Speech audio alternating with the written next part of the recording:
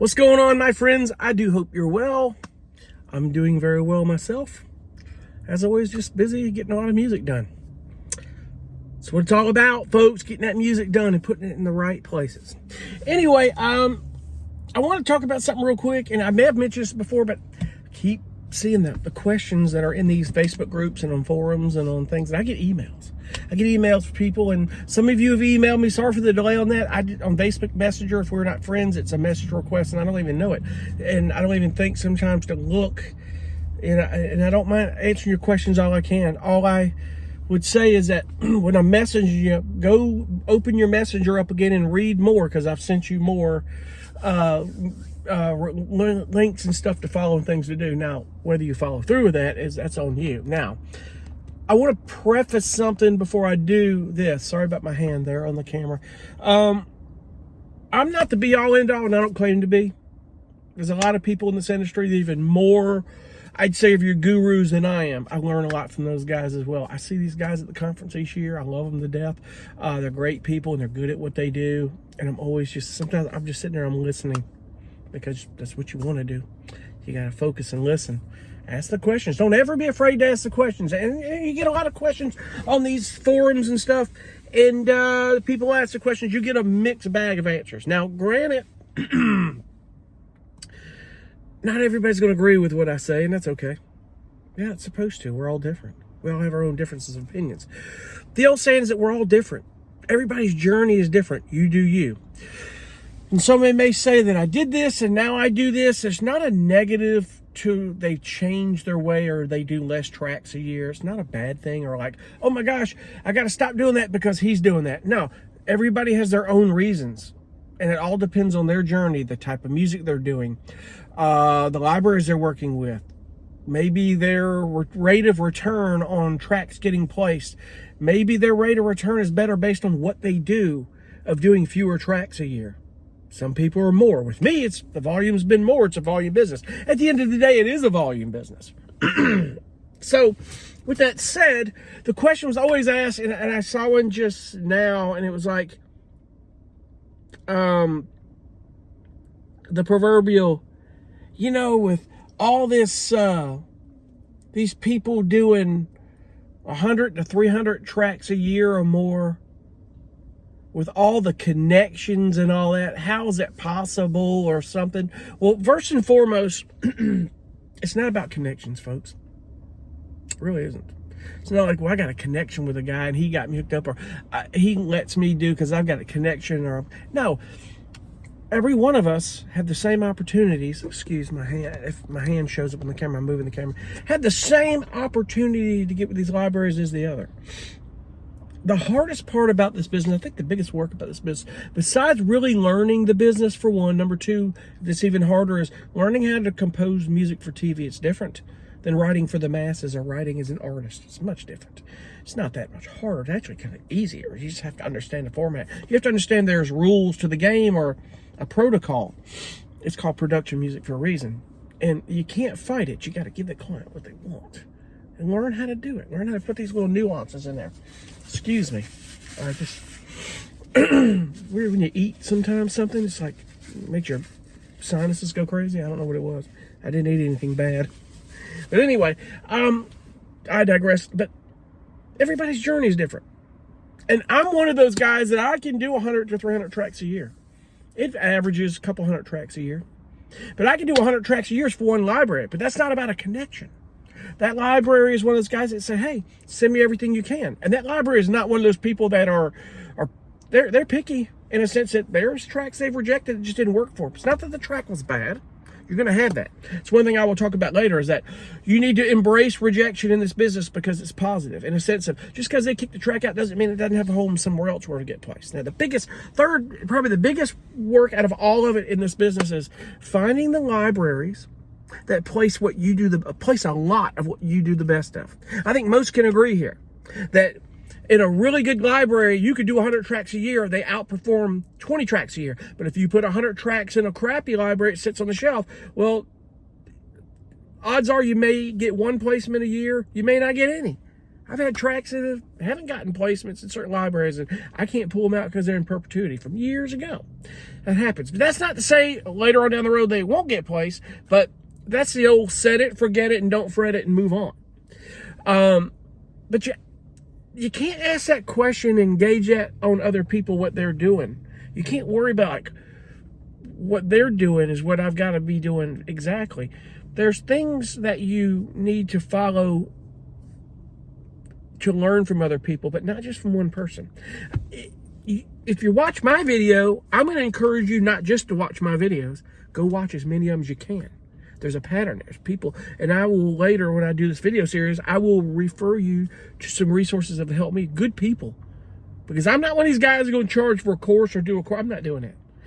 It's just not my MO. It's not my thing. They got a lot of people right now, and this is ridiculous, trying to do courses. They haven't even been in this business that long. They don't know what's going on.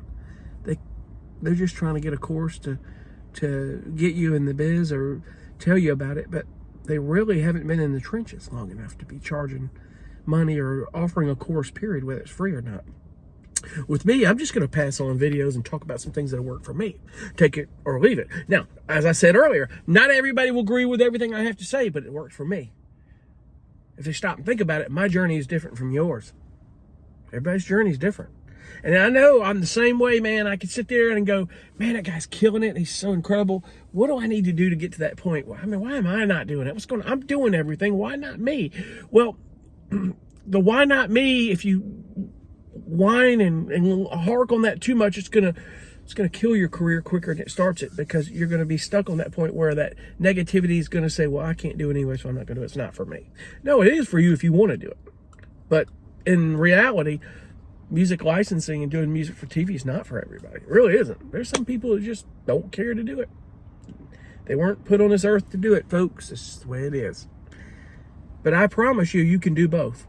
If you're one of those folks that are all worried that I just can't do that because it's work and it's just going to kill my artistic value or whatever it is, however you deem it, and I just can't do it. I'm scared to make money at it because it's become a job. Listen, everything in life you make money at is a job. It's a job, folks. Everything you make money at is a job. It's just all on how you look at it. If you do what you love and have a passion for in life, you never work a day of your life. Retirement is just something that allows you more time to do things you want when you want. You get to a point where you have to talk yourself into going, I guess I should just take some time off and go do something, you know? Not, God, I can't wait till my vacation. I hate that job. I already talked about that, full-time job. Everyone has to make a living, and we'll talk about that further later. Don't be concerned because you work a job doing this. A lot of people do it. If you're not happy with that job that's making money besides your music, find something else that you can do both of. I have mentioned that I do this full-time. I compose music full-time, but I work part-time as a medical courier. I drive around. One is, sometimes you need a break. Like you sit there at the house doing some music. I was working and called me, you want to take a run here? Yeah, I can take a break. I've gotten my music done for the day. I'll get in the car and I'll take something to Atlanta. I did it yesterday. I made $400 just to run part-time, just to take a run to Atlanta and come back last night. And today, this morning, I got up, got my shower, got my coffee, sat down, do some work a little bit, got a few things done. I know that I'm doing a quick run here today, and then I get back this evening and go finish up what I'm doing, because I'm always working. That's just me. So that's because I direly have to. I fortunately have worked very hard to put myself financially in a position to be able to do these things and put full-time hours into my music. Not everybody has that luxury, but again, that doesn't mean you can't do it. It doesn't mean you can't put out 100 tracks a year. I'm not gonna go too long here, but I'm gonna leave you with a little something to relieve your thoughts of why it's impossible to do 100 or 300 tracks a year, why you should or shouldn't. Again, you will find out eventually what works for you, whether it's 20 or 30 a year or 100 a year. It's effortless to do a little over 100 tracks a year, folks, if you think about it. You got 52 weeks in a year, you got 365 days in a year. No matter how many days are in certain months, and it changes, you always have 52 weeks a year, and you got 365 days in a year. That's never changed. That's 2 tracks a week. 2 cues a week. Now, I'm not talking about singer-songwriter stuff. That's a different volume. I do instrumental cues, minute 45, 2 minutes. I do that. On the other side of it, sometimes I sit down and do other things that have nothing to do with that, but whatever I write is always geared towards that as well. So there's depends on what what's on your plate. But 2 tracks a week. I don't know of anybody that couldn't do 2 tracks a week once you got good at it. And a lot of it is templates and getting good at it, and you know where to look and working and focusing on being unique and doing it. It's not a bad thing.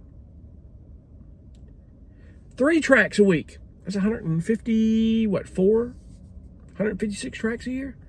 You see where I'm going with this. 4 tracks a week. Out of 7 days a week. If you did 2 Saturday and 2 Sunday and you were good at it, that's 4 tracks a week. You had your weekend. You had the whole week. Now I get some people have families, jobs, commitments, other things, but you get the point. You get the idea. It's exponential growth. That's where the volume comes in. Now, I will say this, and I'm going to end this with this. Please, whatever you do not do volume where you're throwing spaghetti at the wall and just spinning stuff out and compromising quality. You got to have quality. And your volume may not always be 100 tracks a year until you get good at it, and it will grow. That was with me. It's going to grow. But it's up to you to learn how to do this. Focus on the right things that will get you there. So keep those things in mind. It's not impossible. I know you ask that question because you're like, how do you do this? Or how's it possible? Or is it worth it? It's always worth it. But your journey is different from my journey. You may have a career doing 30 or 40 tracks a year, 52 a year. That's what Dan Graham talks about. The 52 tracks a year, the 52 cues a year. But once you start getting good at it, you're going to do more than 52 cues a year. Even Dave Croft does more than 52 cues a year, and his whole thing is the 52 cues because of the premise from that book. Follow Dave Croft. He's one I will mention. The 52 Cues YouTube. Follow Jesse Josephson. People think, oh, that Jesse, man, he's just trying to sell a course. No, that guy's been in the trenches and he works in this business.